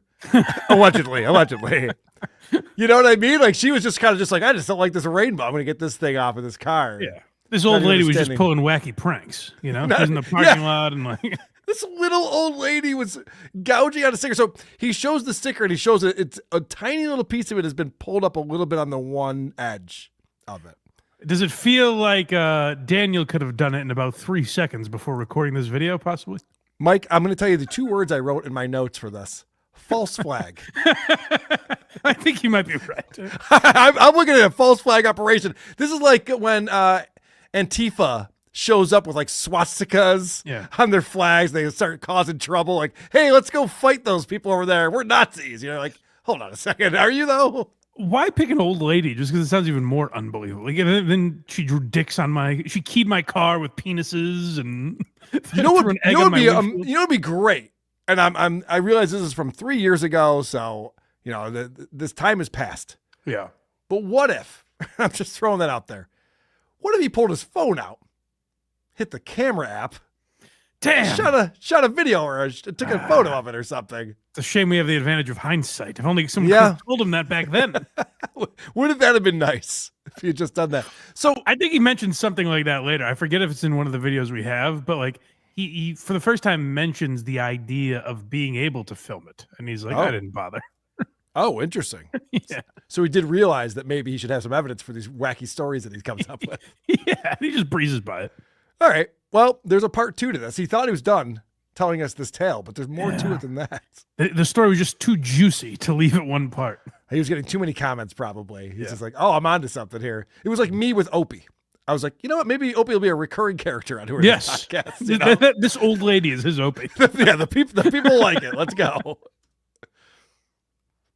I wasn't going to share the rest of the story because it wasn't that interesting. But it just got more. The first part was very interesting, but the rest of this is not that interesting. Yeah, the rest of this I wish I could have saved, but history demands this be documented. I wasn't going to share the rest of the story because it wasn't that interesting. But it just got more interesting. Catch you up if you don't know. I came out to my car after being in a store, and there was a little old lady trying to peel off this "You are safe with me" sticker, this LGBTQ support sticker. And everybody wondered what happened, what I said. Truth is, I didn't say much. I just said, hey, what are you doing? And she like scurried away to her BMW, jumped. Her BMW? Eat hickory. She scurried away to her BMW. Oh, she's one of those people. Oh, her Nazi sled. Yeah, a Nazi sled. I got you, Daniel. She must have gotten to a tank. Doing. And she like scurried away to her BMW, jumped in and, screeched off. But as I was trying to film this video... All right, listen to this part of the story. Mike, you and I have differed on a few interpretations on this episode. Yeah. I'm confused by this. I want you to explain this, but everyone listen close. I was trying to film this video talking about a part 2, thinking this wasn't going to be as exciting a video. I'm standing at the back of my car to take a new picture because it's raining out and the window's a little clearer. It's not so dirty. And somebody from the other side of the parking lot that I'm sitting in right now looked over at me and screamed, "What the heck are you doing to that person's car?" So there are good people out there. You just got to find them. What? So there's a lot. Part of that is what I was referring to, where he's like, so as I'm filming this video, so he's filming while this happens. No. Okay, so this is what he said he did. So he took a photo of the sticker that's being peeled up a little bit. Mm-hmm. And his window is filthy. It is disgusting. So he says... that old bitch dirtied No. his window. She didn't dirty the window. She was just peeling that sticker. Yeah. So he goes, it's raining out, so my window's a little cleaner. So I'm going to take a second photo of it to share with you guys. Okay, I'm sorry. So that part I understood. The part I didn't understand is a guy from across the parking lot yells to him, "Hey, what are you doing to that person's car?" I'm assuming he's standing behind his own car. That's funny. That's the part I didn't understand. It didn't happen. Nothing. Yeah, his imagination sucks. He's got the worst imagination ever. Don't stop making up stories. They don't make any sense. So I guess he's trying to say that, like, hey, like he wanted to inspire people. He left people with the thought of hate, like, oh, there's old cunts out there that are going to rip the stickers off my car. In BMWs, in affluent neighborhoods that are mostly whites. Daniel fears that he left people in worry, where they're like, I can't park my car without some old lady vandalizing my vehicle. So he said, I got to come back and I got to give the people a little reassurance. And I got to make up a story about how someone was like, hey, you son of an onion, you get away from that poor old lady's car. And he's like, well, at least their heart is in the right place, you know? Okay. Thank you. That's what I was trying to figure out. Because the guy yells at Dan, who's taking a photograph of his own car, presumably, according to what he's saying. And some guy from across the parking lot says, hey, don't mess with someone's car. And rather than be like, no, it's actually, this is my car. He goes, thank God someone's looking out for people who might be messing with other people's cars. Yeah. So the part I did, I thought he was saying, I didn't realize he was saying while he was taking the picture. I thought he was saying while he was filming that video, and then had an interaction like that and was like, well, I guess they ruined my take. Certainly I can't post that. I have to make a second video of me explaining what happened. I don't normally do this. I got to watch the whole thing over again. Okay. I'm just going to let it play all the way through because I'm so confused by this. It seems so odd that anyone would make an assumption of who owns what car in a parking lot. I've never once saw a person walk up to a car and be like, hey, man, is that your car? Like, you son of a bitch. What are you loading groceries into someone else's car? Do you even think they need milk? Why are you giving them that? It's so ridiculous. It's so stupid. All right, I got to watch this again. Don't worry, there's a part 3 coming up. I wasn't going to share the rest of the story because it wasn't that interesting, but it just got more interesting. Catch you up if you don't know. I came out to my car after being in a store and there was a little old lady trying to peel off this "You Are Safe With Me" sticker, this LGBTQ support sticker. And everybody wondered what happened, what I said.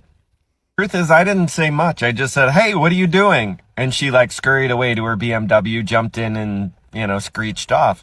But as I was trying to film this video, talking about a part 2, thinking this wasn't going to be as exciting a video, I'm standing at the back of my car to take a new picture because it's raining out and the window's a little clearer. Okay. It's not so dirty. And somebody from the other side of the parking lot that I'm sitting in right now looked over at me and screamed, what the heck are you doing to that person's car? So there are good people out there. You just got to find them. Okay, it makes no sense. Gotta find them. You got to find them. You didn't find this person. Yeah, he screamed at you from across the parking lot. What I love about that, I didn't pick up on this the first time. This little old lady screeches out of the I'm out of here. Go, go, go. She's got a getaway car. She's got a wheelman. She jumps in the back seat. They're on to us. Go to the Walmart. I bet there's more of these libtards there. We get their bumper stickers. She got out the sunroof and yelled, MAGA! I mean, even Chad Zuba comes up with more believable stories than this. The dumbest thing ever. I love this find, Mike. All right, let's go to part 3. This is great. This isn't the comment that I'm going to talk about, but I need to share a comment with you. Now, the whole comment was about where this older lady came up to the back of my car and started to peel off this sticker. Mm-hmm. Okay, there's the sticker right there. It's an LGBTQ support sticker, and it says, you're safe with me. Because you are. The comment that made me laugh so hard was from this amazing black creator that I know, and her comment was, oh, hell no. That's some white people shit right there. I died. She's not lying. That's some white people shit right there. Mm-hmm. Wow. Oh, it's a black creator. Well, that's what makes it funny then. The black creator said that? Okay, well, that's good stuff, Dan. Dan, I would counter that and ask you, what are some examples of black people shit, might I ask? if we're into stereotyping, we're all okay with that. Then listen, Daniel gets edgy, but not that edgy. Like, I mean, It'd be great if Daniel's just never been asked, and like we asked that question, and he just starts citing Chicago crime statistics. He's like, "Well, yeah, well, let me just pull up Anthony Cubia's Twitter feed, and yeah, actually, what they're up to is the following." Jeez, all right, Dan. That's hysterical.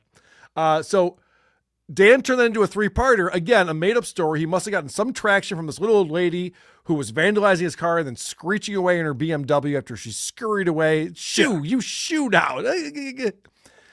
And so he tells the story, and then there's a guy who yells at him from across the parking lot. And then he goes, what's a part 3 for this? Oh, someone commented a thing, and I think it's funny. Yeah.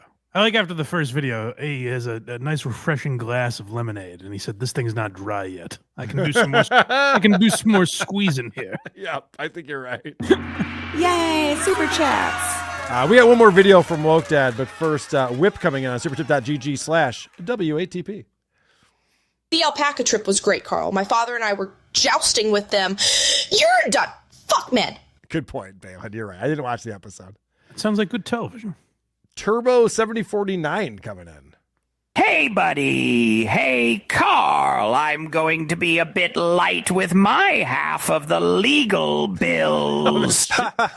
I'm Carl. How light? Ha ha ha. I'm Carl. Don't worry about how light, or I'll have to label you an anti-shoe light. I'd open the books, but it would never be enough. Ask absolutely anyone I've done shows with. You can trust me. I would like to disavow the GoFundMe and forget the human fecal matter way, or donate to Carl using super tips so Melton and Moody get a cut, or join his Patreon at a higher level. Shuli is a piece of shit.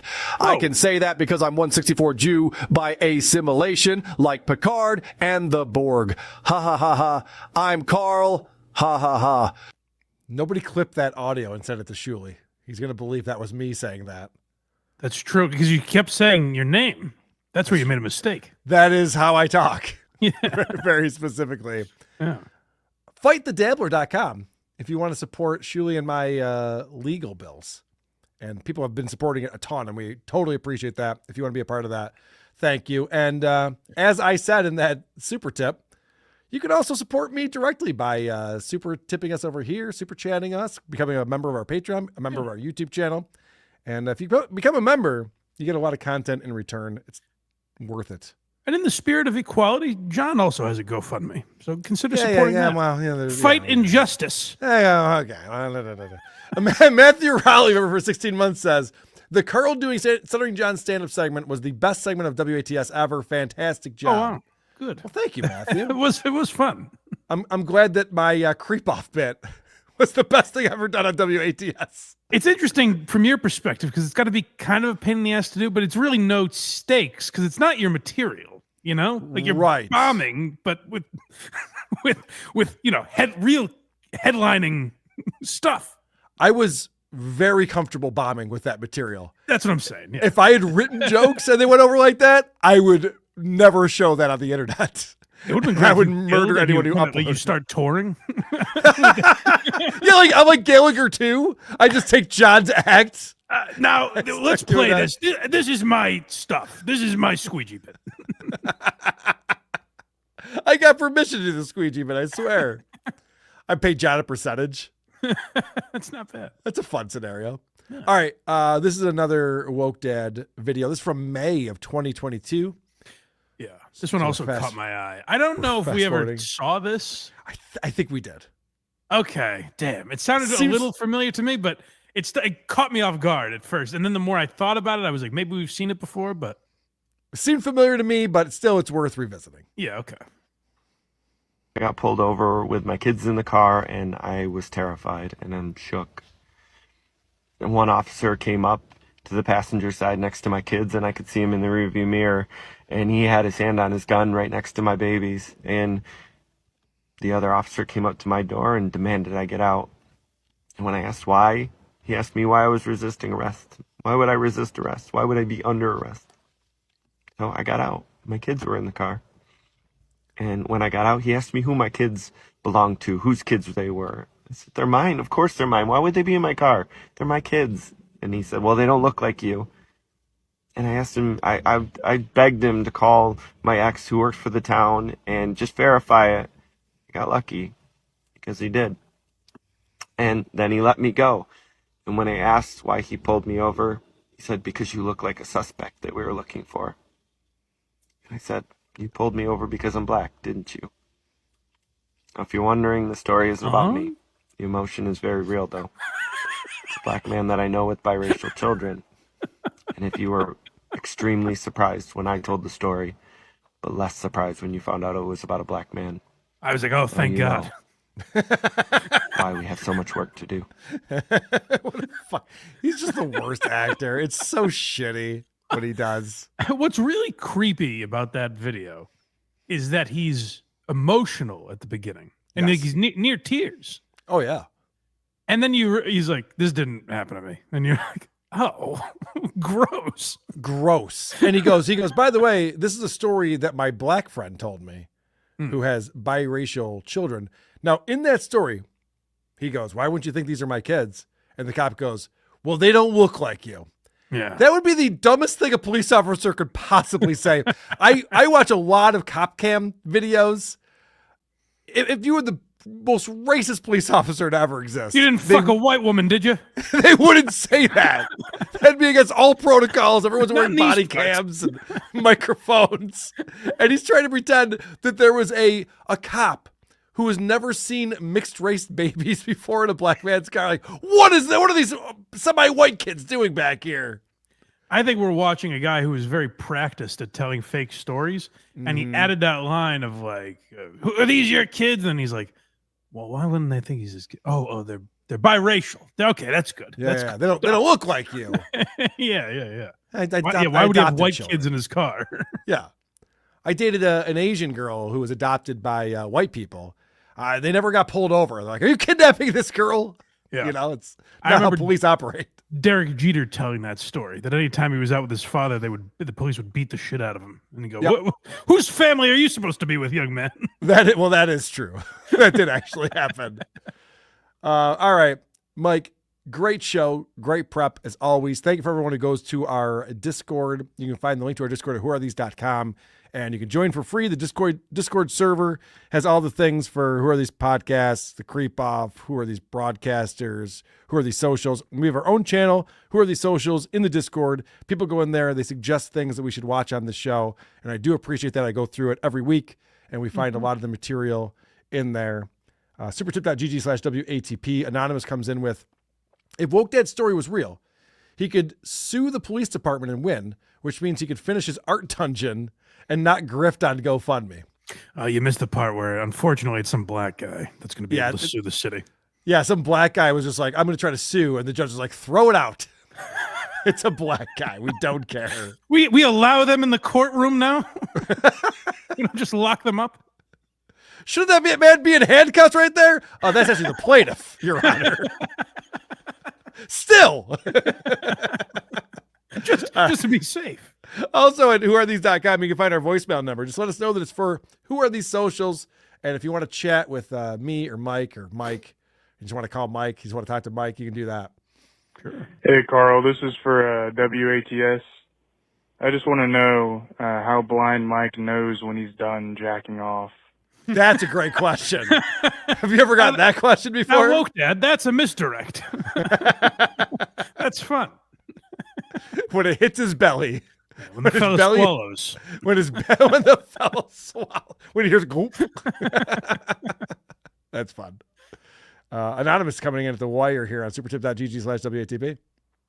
I was so traumatized between video 1 and 2, I had to change my 2 outfit. Oh shit, I didn't even notice that. I think it was the next day, maybe. Even the next day, he's like, whoa, this is getting some views. Wow. I got to elaborate on this story. That's funny. What a dumb made up story that was.